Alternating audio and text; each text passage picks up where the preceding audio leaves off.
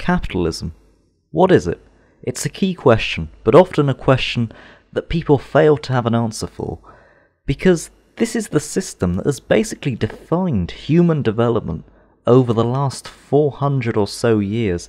It has been the system that has basically shaped the way we've advanced as a human race, and that's key. And understanding capitalism is I think key to understanding the future and how we may organise ourselves in the future. So let's just have a look at what this system is. Well, it's a system based on private property. It's a system that recognises that individual people like me and you, we can own things. You might have a house, you might own the house, you might have an iPad, an iPhone, you own these things, you have private property, and I guess to an extent your money, your currency, is also part of your property.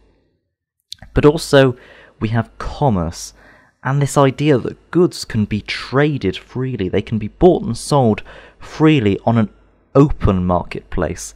That exists, I guess, outside of government control or direction. And that companies can also buy and sell goods freely without regulation. But also, production is controlled by private individuals. The private property, the commodities, the goods, well, they don't just come out of nowhere, do they? They are produced. And this production, well, it happens in a private setting. The production is controlled by private individuals. Now that might be shareholders as part of a company board, or it might be part of individual stakeholders who are running these productions, these factories that are producing things for us. So that's what capitalism is, a system of private production, private property, and free commerce. Before this point in time, capitalism didn't really exist. What we had was feudalism.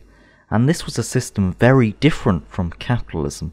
It was a system ultimately based on divine right, a system where serfs, where people would serve different noblemen. They would serve them as their ultimately property. Everybody was the property of these kings and queens and lords and knights and barons, and it was a very hierarchical society. People certainly weren't on an equal footing, and not just in terms of people were richer than others. There was in law, in divine right, some people were considered better than others to have command over other people. And in those conditions, private property for individuals, for all individuals, and trade couldn't really exist. But it did emerge, and it emerged from something called mercantilism.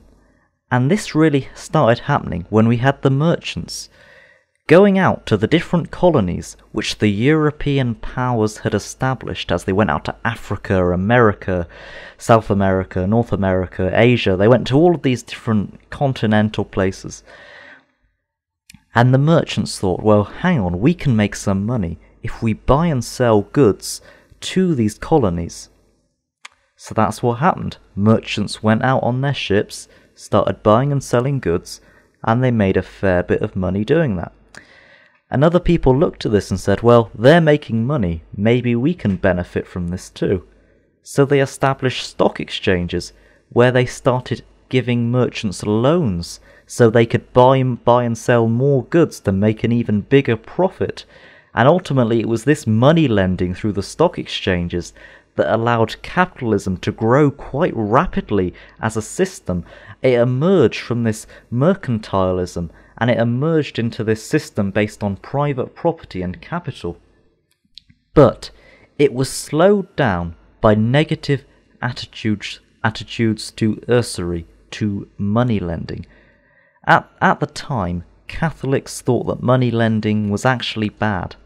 They didn't like it, they thought it was a sin, they thought God didn't like it when you lent money to people.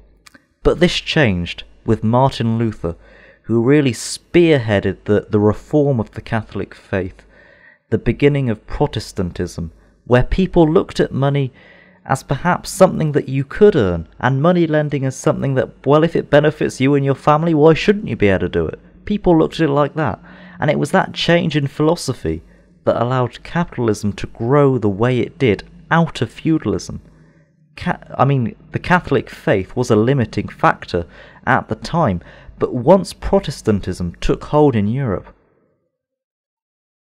By the 1800s, however, people could start noticing a few issues with capitalism. Most notably, people saw the big cities like Manchester, Bristol and even London where really industrialism was full steam ahead, quite literally. We had big towering factories, big clouds of smoke and smog, but ultimately we had thousands and thousands, millions even, of people packed in tightly dense streets in these big industrial cities, and actually this was a hotspot for disease, poverty and impoverishment. People were living in awful living conditions, and when they went to work, well, it was even worse. They were working with unsafe machinery, they were working long hours, and they obviously weren't being paid enough to do the work they were doing. And this made life very, very difficult for millions of people across Europe. This was a huge issue, and this was one of the main moral criticisms of capitalism. But there's also a more pragmatic argument against capitalism, really, because across its history, the system has been prone to crises.